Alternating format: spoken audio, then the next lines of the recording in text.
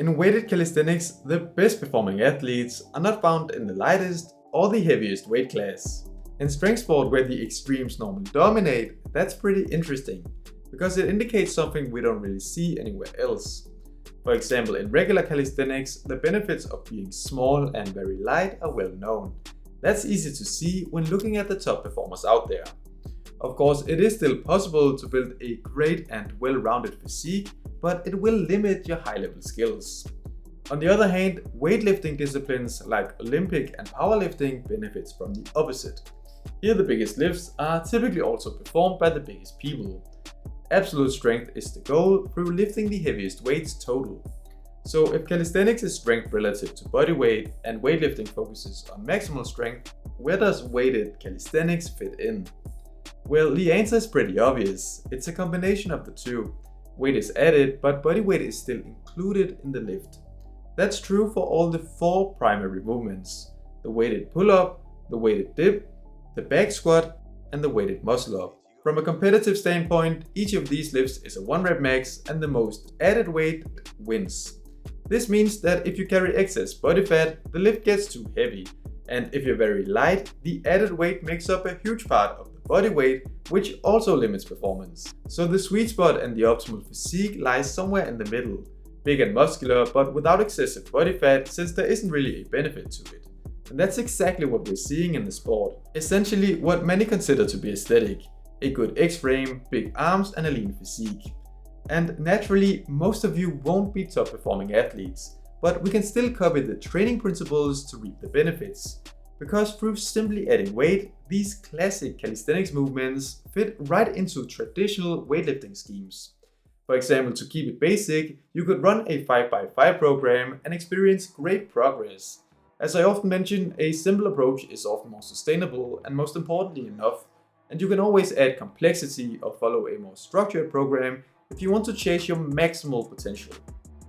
By incorporating this training style, your body will automatically adapt to the performance demands, getting big enough to lift some serious weight while staying lean enough to fly over the bar. In that sense, you could say that success in the sport directly correlates with having what we consider a good physique. It almost sounds too good to be true. Well, the keen eye might notice a few potential problems. For example, that you can lift much more weight in a back squat compared to the other lifts. And that is true. From a competition perspective, the point system is uneven, with the squat typically rewarding the most points. So does that mean you would benefit even more from just gaining weight and prioritizing a good squat? Or even that some world-class squat specialist could enter the sport and ruin the entire argument? Well, maybe. But there are some conditions, because you also need to complete a clean weighted muscle up. And performing a clean muscle up is no easy feat if you're too heavy.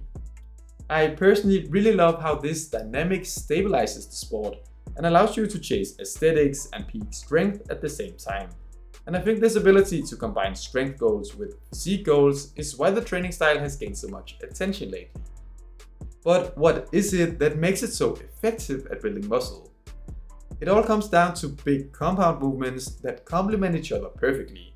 We're talking just 4 exercises that, when done consistently, can transform your physique, and without endless isolation work. For the upper body in particular, weighted pull-ups and dips are really all you need.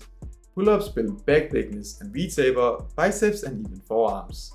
Dips, on the other hand, builds a full chest, triceps, and something less well known, it blows up your front delts. This combination is ridiculously well-rounded for it only being 2 exercises. And since they both require core stability and tension, they even work the abs as well. The muscle up doesn't add much to this in terms of muscle building, it's essentially a combination of a high pull-up and a dip. However, it does feel great to work in some explosiveness as well for a more athletic feel. I think it's also just very motivating to have a skill to perfect. But of course, the upper body is only half the story. We can't forget about the lower body. And a common weakness of regular calisthenics has always been its subpar leg exercises, especially for building mass. In weighted calisthenics, this is fixed through the back squat. And due to its competitive importance, there's not even an excuse to skip leg day. Together, these exercises can build an incredibly impressive physique. But even if they almost stand alone, I still recommend adding a few variations and supporting exercises to cover for weak points. Simple things like rows to target the mid-back or overhead presses for more balanced shoulder development. Keep these accessories purposeful and minimal so they end up complementing the main lifts instead of distracting from them. Before ending the video, I'll be quick to mention that if you're looking for some new calisthenics equipment, my sponsors at Gonation have some very high quality options. You can use my code JACOB10 for 10% off. I put the link in the description.